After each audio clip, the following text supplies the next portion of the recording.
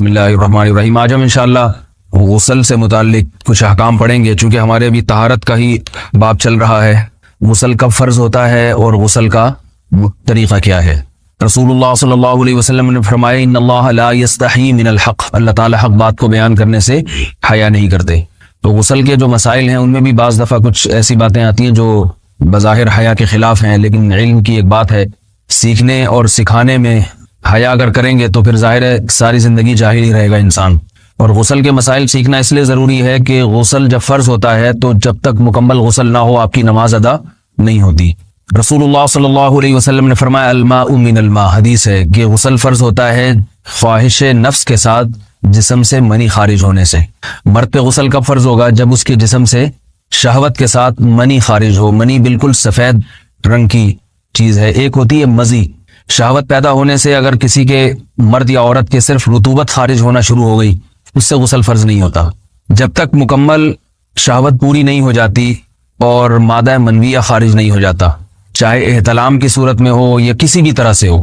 مردوں کے ساتھ چونکہ یہ بہت زیادہ ہوتا ہے، نائٹ فال کی صورت میں مردوں پر غسل کی یہ صورت بہت زیادہ فرض ہوتی ہے۔ جیسے ہی بلوغت ہوتی ہے تو احتلام شروع ہو جاتا ہے، ہفتے میں 1 دفعہ 2 دفعہ 3 دفعہ، بعض نوجوانوں کو روزانہ بھی 2 دفعہ ہوتا ہے، جبکہ خواتین میں یہ والے غسل کی صورت بہت ہی کم ہوتی ہے کہ ان کو نائٹ فال ہو یا اس طرح سے غسل فرض ہو۔ ہزاروں میں کسی ایک عورت کے ساتھ ایسا ہوتا ہے۔ ایک صورت تو یہ غسل فرض ہونے کی۔ دوسری صورت کیا ہے کہ جب انسان اپنی زوجہ کے ساتھ ملاپ کرے اور انٹرکورس ہو جائے، چاہے اس صورت میں ڈسچارج دونوں میں سے کوئی ہو یا نہ ہو، لیکن دونوں پہ غسل فرض ہو جائے گا، مرد پہ بھی اور عورت پہ بھی۔ یہ تو مردوں کے غسل کے فرض ہونے کا ہے۔ مردوں کے غسل میں ایک چیز یہ بھی ہے کہ اگر آپ نے رات کو نیند کی اور صبح آپ اٹھے اور آپ نے کپڑوں پہ نشان دیکھا، اب آپ کو یہ پتہ نہیں چل رہا کہ یہ منی کا نشان ہے یا مزی کا ہے، تو بھی آپ پر غسل کرنا فرض ہے۔ یہی سمجھا جائے گا کہ یہ آپ خواب میں ڈسچارج ہوئے ہیں۔ عورت پر جو غسل فرض ہوتا ہے ایک اور صورت میں ہوتا ہے کہ جب خواتین کو ایام آنا بند ہو جاتے ہیں، حیض یا نفاس سے جب پاک ہو جائیں، تو بھی ان پہ غسل فرض ہے۔ یہ تو غسل کی فرضیت سے متعلق احکام تھے۔ کچھ چیزیں ایسی ہیں جن میں غسل سنت ہے، فرض نہیں ہے۔ جمعہ کے دن غسل کرنا رسول اللہ صلی اللہ علیہ وسلم نے بہت زیادہ تاکید کی ہے۔ سنت کی 2 قسمیں ہیں، سنت مؤکدہ اور سنت غیر مؤکدہ۔ مؤکدہ وہ ہوتی ہیں کہ جن کو چھوڑنے کا اگر کوئی معمول بنا لے تو گناہ کا خطرہ ہے، اور ایسا شخص قابل ملامت ہے، اسے شریعت ملامت کرتی ہے، برا بھلا کہتی ہے۔ تو غسل سنت مؤکدہ ہے ہفتے میں 1 مرتبہ، چاہے جمعے کے دن ہو یا کسی بھی دن ہو۔ جو مسلمان ہفتے میں 1 دفعہ بھی نہیں نہاتا، وہ کتنا ہی نیٹ کلین ہو، مگر شریعت کی نظر میں وہ قابل ملامت ہے، اسے تانے دینے چاہیے کہ شرم نہیں آتی ہو مسلمان مگر رہتے ہو بھنگیوں اور چماروں کی طرح۔ ملامت تو اسی کو کہتے ہیں نا۔ اس کی دلیل رسول اللہ صلی اللہ علیہ وسلم نے فرمایا، صحیح حدیث ہے، حق علی کل مسلم ان یغتسل کل اسبوع مرۃ، کہ ہر مسلمان پر لازم ہے کہ وہ ہفتے میں کم از کم 1 مرتبہ غسل کرے۔ ہر مسلمان پر لازم ہے، چاہے اس پہ غسل فرض نہ بھی ہے۔ اور کس دن بہتر ہے؟ جمعہ کے دن۔ نبی صلی اللہ علیہ وسلم نے حکم دیا ہے کہ جمعے کے دن غسل کیا جائے۔ امام احمد ابن حنبل کا مذہب یہ ہے کہ جمعے کے دن غسل کرنا واجب ہے، صرف سنت نہیں ہے بلکہ واجب ہے، لیکن جمہور کا مذہب یہ ہے کہ سنت عمل ہے۔ غیر مسلم جب اسلام قبول کرتا ہے تو اس وقت بھی اس کے لیے غسل کرنا سنت ہے۔ جب ہم مردے کو نہلاتے ہیں تو جو مردے کو نہلائے اس کے لیے بھی خود غسل کرنا افضل ہے، سنت عمل ہے۔ عید کے دن غسل کرنا سنت عمل ہے۔ تو یہ وہ تمام مواقع ہیں جن میں غسل کرنا رسول اللہ صلی اللہ علیہ وسلم کی سنت ہے۔ غسل کا طریقہ کیا ہے؟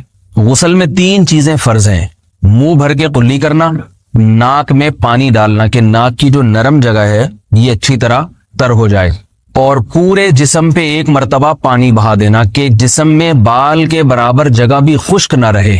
یہ تو ہے فرض، یعنی یہ کام کسی نے کسی بھی طرح سے کر لیا تو غسل ادا ہو جائے گا، چاہے اس کی نیت غسل کی تھی یا نہیں تھی۔ کوئی آدمی چلتا ہوا جا رہا ہے، پھسل کے تالاب میں گر گیا، پورے غوطے کھا کے باہر نکلا، قلی کر لے اور ناک میں پانی ڈال لے تو غسل اس کا ادا ہو جائے گا۔ البتہ چونکہ نیت نہیں تھی لہذا غسل کا ثواب نہیں ملے گا، ثواب نیت کے بغیر نہیں ملتا انسان۔ دلائل اس کے الگ موضوع ہے کہ اس کی دلیل کیا ہے کہ بغیر نیت کے بھی غسل ہو جاتا ہے، لیکن میں نے بتایا دلائل کا سیشن نہیں ہے، اس میں پھر بات لمبی ہو جائے گی۔ تو یہ تو ہے فرض، پورے جسم پہ پانی بہانا، کلی اور ناک میں پانی۔ سنت طریقہ کیا ہے؟ رسول اللہ صلی اللہ علیہ وسلم غسل کیسے کرتے تھے؟ سنت طریقہ جس پہ جو اختیار کرنا چاہیے وہ طریقہ یہ ہے کہ جب آپ غسل کے لیے بیٹھیں تو سب سے پہلے وہ جگہ دھوئیں جہاں نجاست اور ناپاکی لگی ہوئی ہے. نائٹ فال ہوا, کسی کو احتلام ہوا, تو جہاں جہاں گندگی لگی ہے پہلے اس جگہ کو دھوئیں. استنجا کریں, شرمگاہ کو دھوئیں اچھی طرح. سمجھ رہے ہیں بات کو؟ اس کے بعد ہاتھ دھوئیں اور مکمل وضو کریں جیسے ہم عام حالات میں وضو کرتے ہیں. مکمل وضو کرنے کے بعد دائیں کندھے پہ پانی ڈالا, لیفٹ سائڈ پہ پانی ڈالا. پہلے زمانے میں تو چلو سے غسل ہوتا تھا, ہاتھ دھو لیے تو اب چلو سے پانی لے کے یہاں ڈالا جا رہا ہے, چلو سے پانی لے کے یہاں ڈالا جا رہا ہے, پورے جسم پہ ملا جا رہا ہے, اور چلو سے پانی لے کے 3 دفعہ سر پہ ڈالا جا رہا ہے. تو آج کل چلو ولو تو ہے نہیں, شاور کے نیچے جا کے کھڑے ہو جاتے ہیں. تو اس میں یہ کہ شاور کھولے کھڑے ہو جائیں, سارے چلو اس میں خود بخود ہی ہو جائیں گے, پورے جسم پہ پانی بہ جائے گا. نبی صلی اللہ علیہ وسلم کے دور میں یہ جدید چیزیں نہیں تھیں, شیمپو اور صابن. تو آپ صلی اللہ علیہ وسلم بیری کے پتوں سے غسل کی ترغیب دیا کرتے تھے. بیری کے پتوں کو اگر پانی میں پکایا جائے تو پانی میں میل کچیل صاف کرنے کی صلاحیت بہت بڑھ جاتی ہے. ہمارے زمانے میں اس تکلف کی ضرورت نہیں ہے, صابن ملتے ہیں اس سے نہایا کریں. بہرحال کہنے کا مقصد یہ آپ لوگوں سے, تو یہ سنت طریقے سے غسل ہو جائے گا آپ کا. سمجھ رہے ہیں بات کو؟ سب سے پہلے استنجا کیا, اس کے بعد وضو کر لیا, اس کے بعد غسل کر لیا. اگر کسی نے غسل میں وضو نہیں کیا اور ویسے ہی پورے جسم پہ پانی بہا دیا تو بھی اس کا وضو خود بخود ہو جائے گا. اس غسل سے وہ نماز پڑھ سکتا ہے, کیونکہ بعض لوگ غسل کرنے کے بعد دوبارہ وضو کر رہے ہوتے ہیں. اس کی ضرورت نہیں ہے, کیونکہ جب غسل کرتے ہیں تو وضو والے اعضاء تو خود بخود اس میں دھل جاتے ہیں. یہ ہے غسل کا طریقہ. وضو کیسے ٹوٹتا ہے؟ جن چیزوں سے غسل فرض ہوتا ہے ان چیزوں سے وضو تو بہرحال ٹوٹتا ہی ہے. اس کے علاوہ بھی وضو ٹوٹتا ہے. اس سے پچھلے لیکچر میں نے کچھ تفصیل بتائی تھی کہ نجاست جسم سے کہیں سے بھی خارج ہو جائے یا نجاست نکل کے بہہ پڑے. اگر قضائے حاجت کی جگہوں سے نجاست خارج ہوئی ہے تو نظر بھی آ جائے وضو ٹوٹ جائے گا, اور قضائے حاجت کے علاوہ جگہوں سے اگر نجاست خارج ہوئی ہے, خون وغیرہ ہے جیسے, تو جب تک نکل کے بہے گا نہیں تو اس وقت تک وضو نہیں ٹوٹے گا. سمجھ رہے ہیں بات کو؟ وضو کا طریقہ کیا ہے؟